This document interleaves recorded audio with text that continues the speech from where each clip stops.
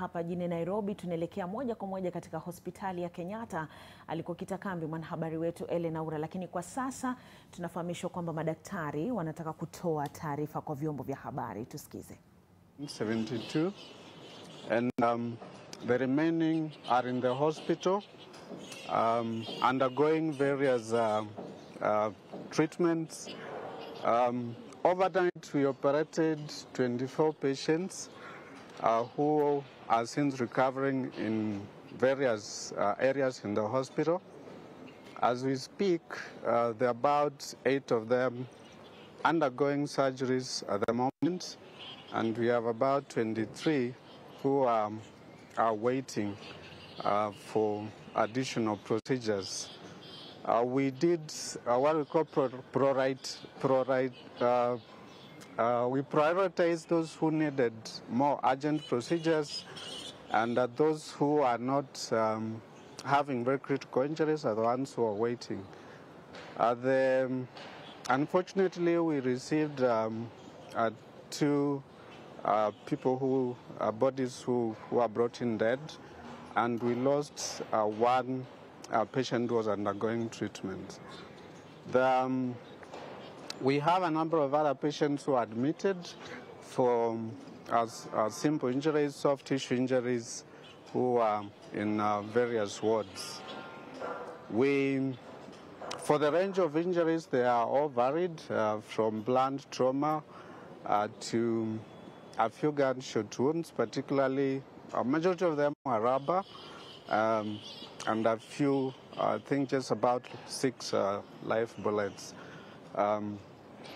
So we are also grateful that the hospital response was very impressive in terms of mobilization of the staffs, from the doctors to the nurses and every other support team, the blood transfusion services, imaging, availability of theaters. And going forward, for now, we are prioritizing those patients, the operating rooms, to attend to this, to those who are injured, so that we do not have long waiting times. In summary, that's where we are. We have sufficient supplies so far from our emergency and disaster stores, and also from our usual hospital supplies. And we are grateful that the hospital has been able to cope with those who got injured fairly very well, for which we are grateful to the hospital administration and everyone who came in to support. So thank you very much for your time. Daktari, just a question. All the patients received, are they the ones from the shooting incident that happened yesterday afternoon, or also you got other patients who came in late at night? Yeah, like I said, Kenyatta being a referral hospital, we are going to receive patients directly from the scene of injury. Then we continue to receive patients who are referred to us.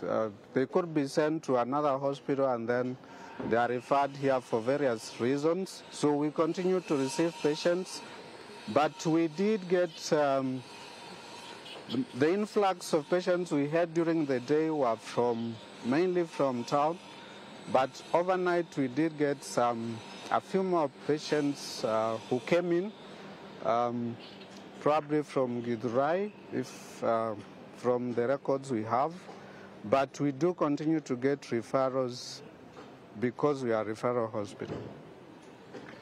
We are expecting another day of demo tomorrow. Do you think you have enough personnel and beds to deal with this possible situation, or it will be difficult for you at some point?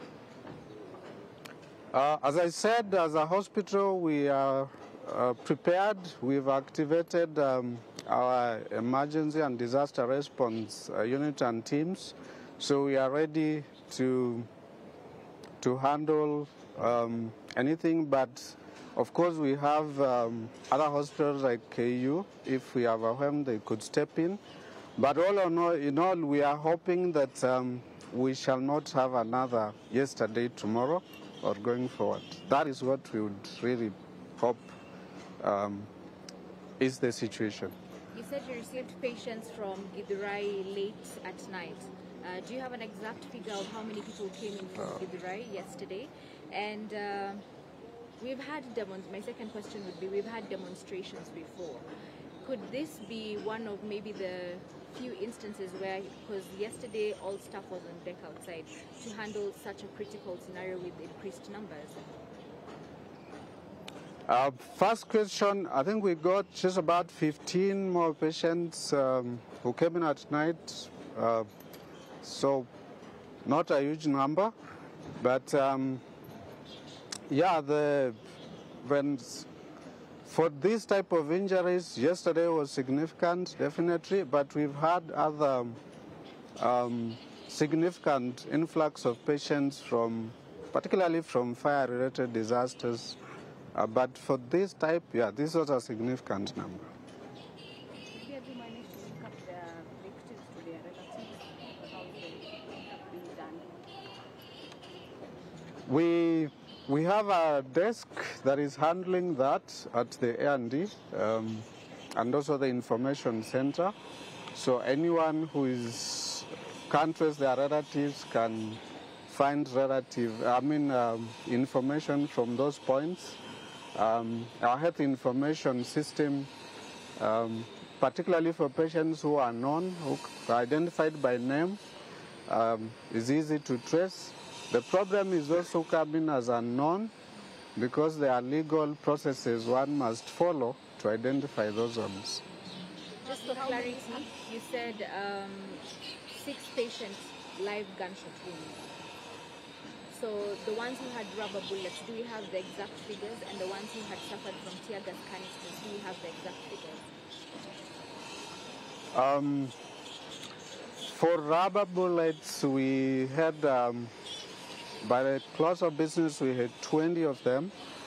For tear gas canisters, it was difficult to have an exact number because they appear as blunt force trauma, and it's difficult to assign a number because there are many other things that can do that.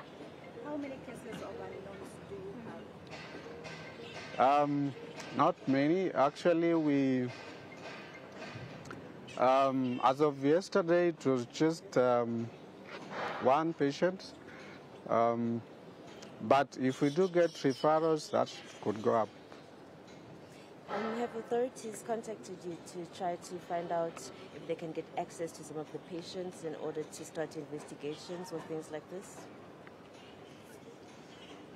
For any legal or investigative issues, they would go through the office of the CEO and our legal office before they reach us. And so we'll wait for that. If that request comes in, it will be handled following the usual hospital procedures.